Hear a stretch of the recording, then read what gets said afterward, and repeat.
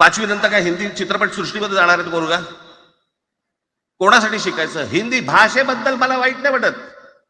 भाषा कोणतीही श्रेष्ठच असते, उत्तमच असते.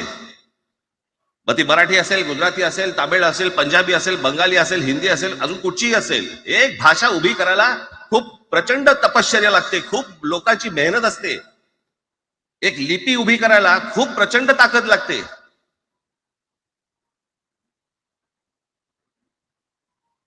अशाच भाषा काय उभ्या राहत नसतात.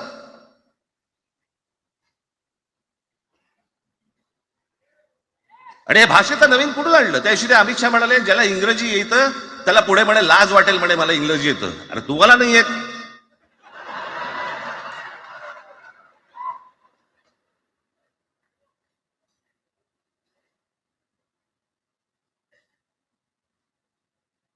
या संपूर्ण हिंद प्रांतावरती 125 वर्ष, 1400 वर्ष मराठ्यांनी राज्य केलं.